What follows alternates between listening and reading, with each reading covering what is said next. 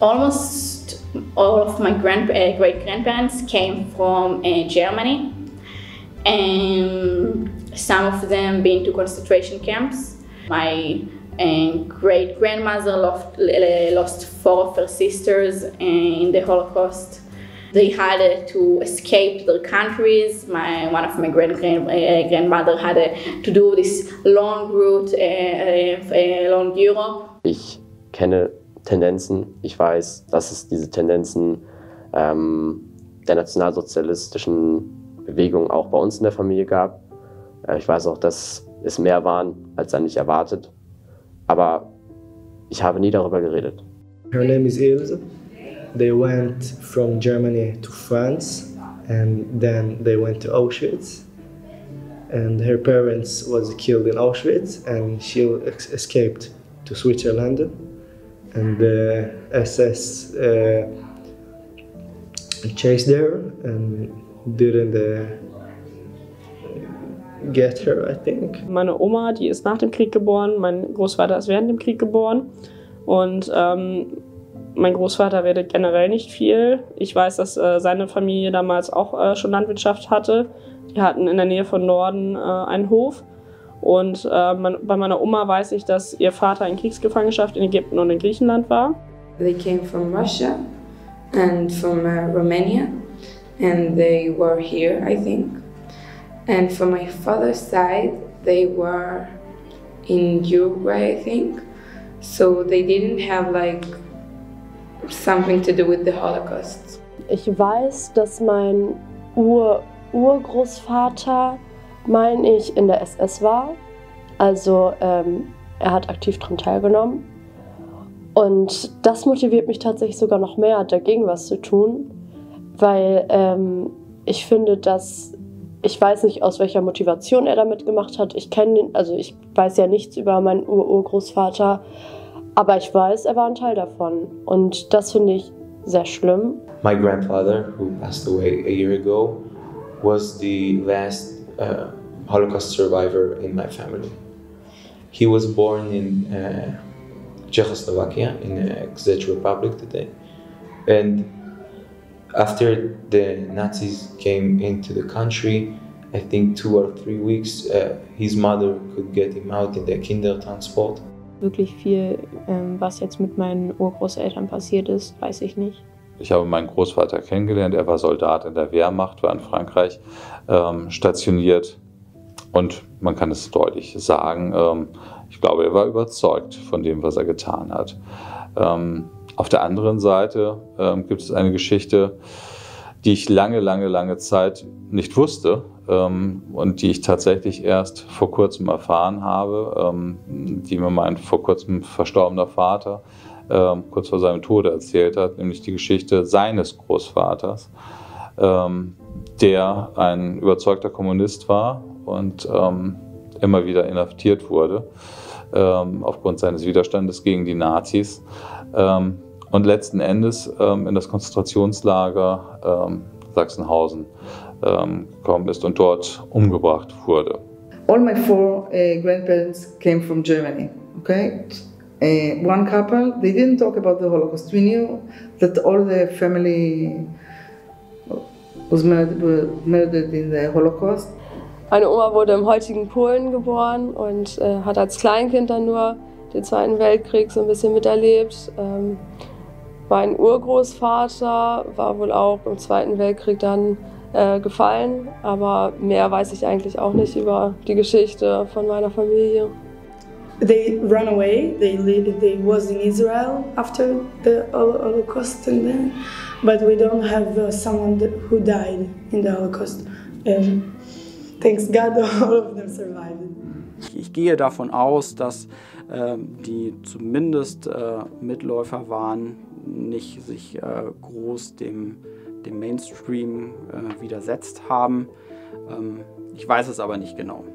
In general, the 2 sides of my family, both the side of the father and the mother, they have been in the Holocaust. weiß, dass mein Opa mütterlicherseits und sein Vater beide im Krieg gedient haben. My grandfather was born in a camp after the war, and both of his parents were Holocaust survivors, and both of them had families before, had kids and their own families, and they met each other after their old families died.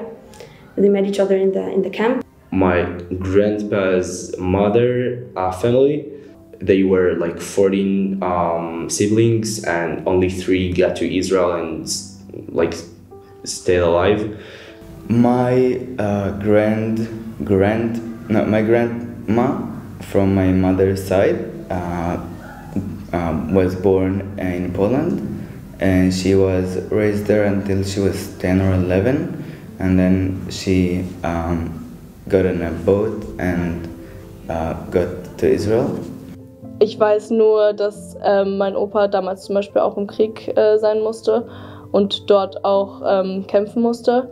Aber ja, viel von dieser Zeit weiß ich tatsächlich nicht, weil ich mich früher zum Beispiel nicht damit auseinandergesetzt habe, was ich sehr, sehr schade finde im Nachhinein, vor allem wenn dann die Angehörigen dann auch sterben und man nichts davon mitbekommen hat.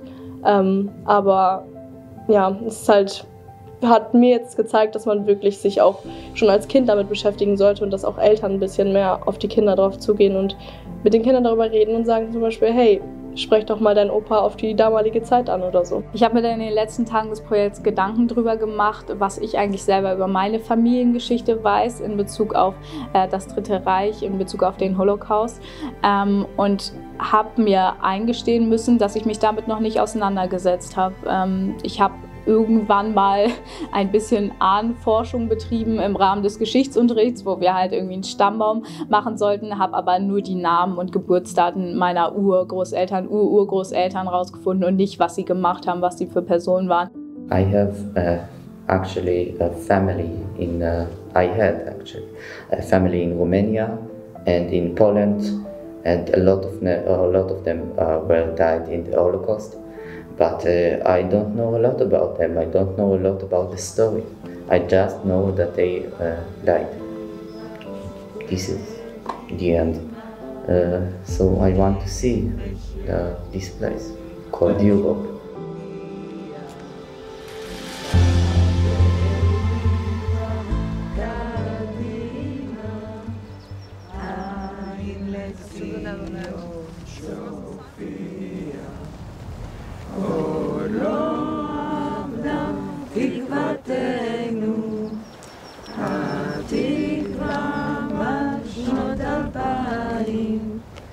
Around the ceremony, it was really meaningful. Like, it really had a strong place in my heart, strong feeling.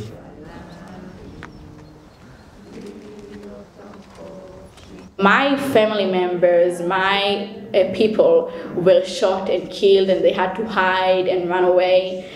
It was terrifying. Sie hat gemeint über ihre Großeltern oder was. Verstehst du, sie ist hier nahe gekommen. Bei mir ist das auch so manchmal. Manchmal gehe ich auf den Friedhof mit Gerda und ich sage das gerade.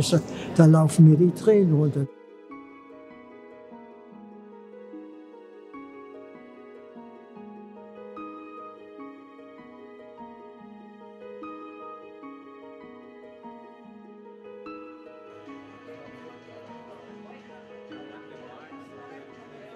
I was very moved by that the Albrecht came with us, the Holocaust survivor that was released in Bergen-Belsen.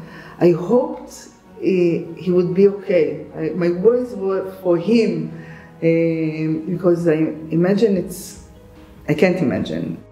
They grabbed you like a criminal, and they gave you right over to the Gestapo. And what happened? Into the concentration camp. And nobody wanted to believe that a country like Germany, with a high society, everybody could read or write. That was not a banana republic like South America or Africa, somebody, that they could do this to us. My folks, for instance, they were German, like these kids from Israel, they're Israelis, and somebody else is from France, and so forth. But we were Germans, only our religion was not decent or whatever it was. One Sunday I went to buy ice cream on a near Conditoria in our street, and on the door was a big placard with an ugly black man and a black dog, and they were written to Jewish and dogs entered forbidden. It was very ugly, but I went in and I bought the ice cream, and I went home and I told what I have seen, what kind of but from this moment, everything finished. Everything started to collapse. All of a sudden, I have seen my parents next to the radio and the shouting of Hitler, and there were the Leil Havdalah, the Leil of when they were burning the books, and Goebbels shouting, now the end of the Jewish intellectual. This I remember, I was only 8 years old, and I remember the screaming.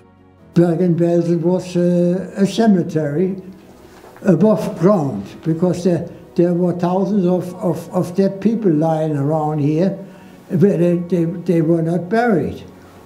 So they came with a bulldozer, with a front loader, and they dug out a big mass grave, and they forced the few soldiers, SS men and SS women who were still in Bergen-Belsen, to pick up these dead corpses and throw them into the mass grave. So you will see when you go on the ground, so there are graves with 5,000 dead people who were not buried when we got there. We were in Auschwitz. We didn't know what is it, what kind of a ghetto. We have seen the flame and the factory. We thought it is a factory where the men are working, and okay, good.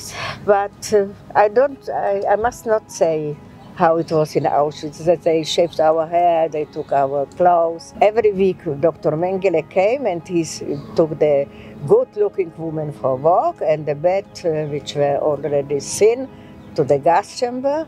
When you were liberated, did you know where is your family? No, nothing. So nothing. You went along, or was I was alone. My brother was going with a dead march near where the Russians came into Europe. My sister was sent to Ravensbrück, they were filled up. That was also a concentration camp. The teacher said, Eva, come, say something to the children.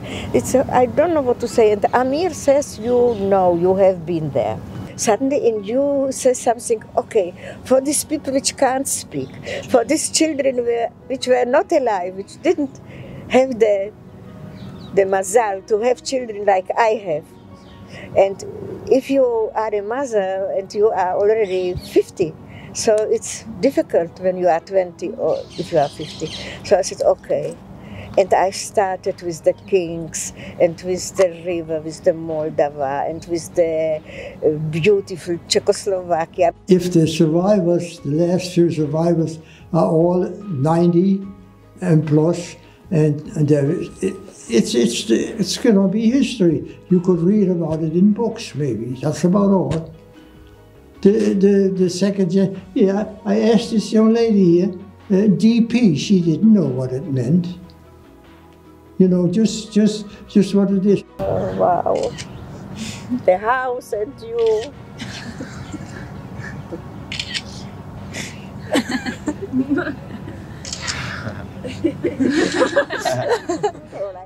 Zu Eva Erben muss man sagen, sie ist eine total junge Seele. Also sie ist so jung geblieben und sie ist so cool drauf und mega locker. Mit welcher Motivation sie uns dann auch von sich andere Geschichten für die Familie erzählt hat, wo sie uns durchs Haus durchgeführt hat, das war unfassbar. Dieser Horror, also dieser Schrecken, der dort passiert ist, das, was sie empfunden hat, Das ist unvorstellbar. We need to keep the memory alive. It's a must, I think. We are talking about one person or maybe a group of people who made miracles in a sense, in a way. Don't forget the other victims, 6 million of our of Jews, among them about 1 million children, babies, like my cousin, Max-Windmüller, son of Solomon. I cannot forget him. Also ich glaube, dass der Titel des Projektes wirklich auch das Programm widerspiegelt und meine Beobachtungen als Teilnehmer jetzt des Besuches in Israel, aber auch von Veranstaltungen, die wir hier in Emden durchgeführt haben, ist, dass es sehr gut funktioniert hat. Es war nämlich neben Memory auch ganz viel Alive zu sehen. Man konnte also sagen, dass die jungen Leute aus meiner Sicht es faszinierend verstanden, sich einerseits mit der Geschichte auseinanderzusetzen, die ja auch sehr viele bedrückende Elemente hat, diese Auseinandersetzung, und andererseits eben auch ihre jugendliche Begegnung zu feiern und sozusagen dem Ganzen mit Lebendigkeit auch zu begegnen. Und ich glaube, das war überhaupt kein Widerspruch. Teach the kids how terrible men can be to each other and how people in the end are the same. And that's the important of and because of that, I'm sure that this project will help to keep the memory alive. Ihr seid nicht verantwortlich für das, was geschehen ist. Aber jeder Einzelne ist verantwortlich dafür, da aufzupassen, dass es nicht wieder so weit kommt. Man läuft halt lang und sieht überall diese Gräber und diese Erinnerungen. Und besonders als wir am Ende in so Gruppenarbeit dann auch nochmal langgelaufen sind und so Biografien einzelner Personen bekommen haben. Man weiß, dass das halt mal eine Person war und man sieht über deren Leben, aber man weiß halt auch gleichzeitig, dass es früher abgeschnitten wurde, als es hätte sein sollen.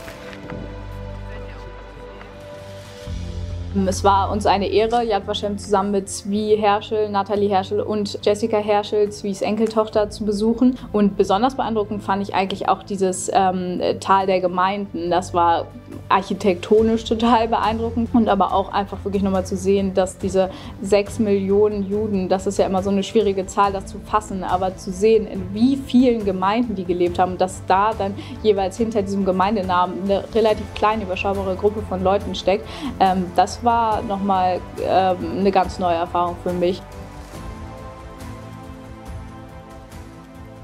Emden hat ja eine ganz besondere Beziehung zu Israel, denn die Flüchtlinge, jüdische Flüchtlinge, die 1947 auf der Exodus auswandern wollten nach Palästina, die dort aber nicht eingelassen wurden. Das Schiff wurde aufgebracht, die sind dann zurücktransportiert worden in das Land, wo sie eigentlich verfolgt wurden, nach Deutschland, und zwar nach Emden. Und dort sind sie für viele Monate in einem Lager untergekommen, bevor sie dann 1948 in den neu gegründeten Staat Israel auswandern durften.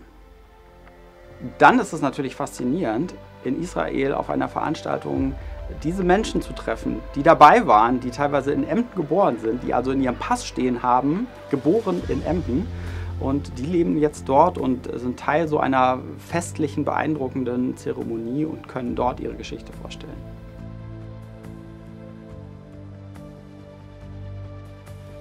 It's really something special in the atmosphere here because they're so connected to each other and they're really connected to their history.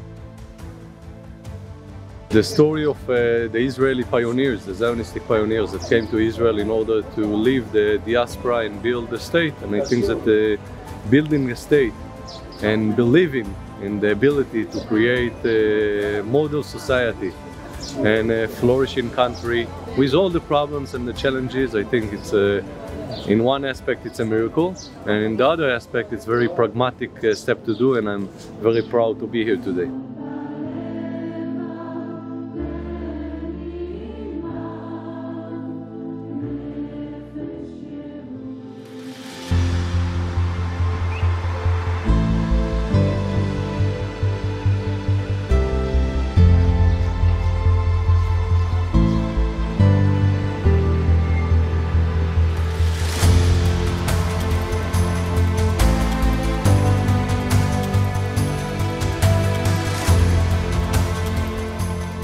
Dieses Projekt hat mir sehr, sehr viel bedeutet und ich bin froh daran, teilgenommen zu haben. Es war einfach wahnsinnig aufschlussreich.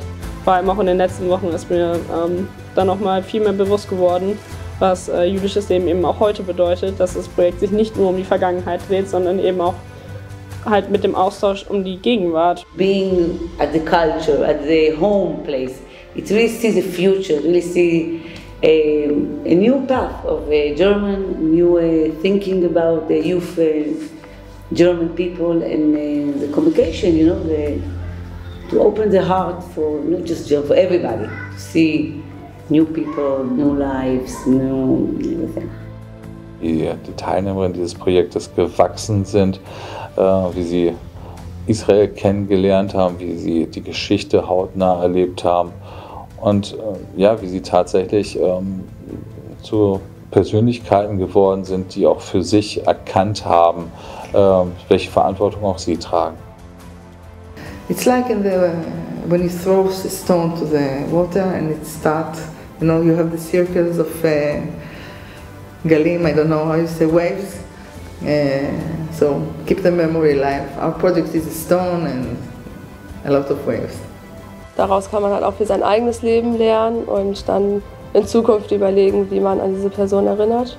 The fact we did it with German students, it really meant a lot because we saw it in other perspectives. I said it to many students that you can't blame me for something that my grandfather did, so I won't blame you, but we still need to remember it together and not as separated sides. The people who did these things are not the same people that live in these countries today.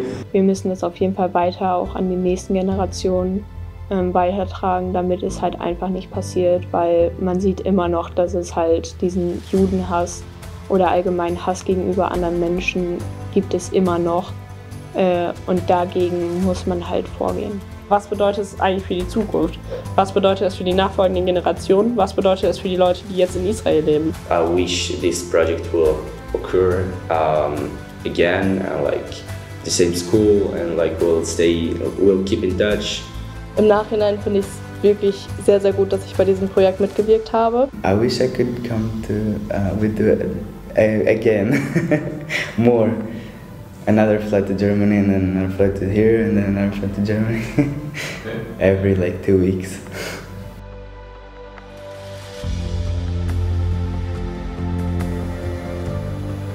Also die Verbindung zwischen den Israelis und den Deutschen war wirklich besonders und auch interessant.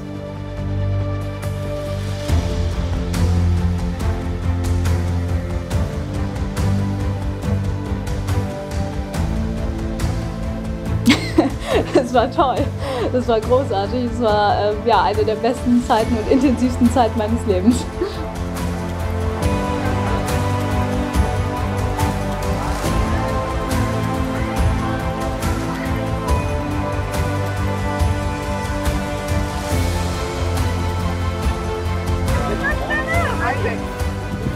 Me and Khali invited them next year to our party and things like this. We want to stay connected.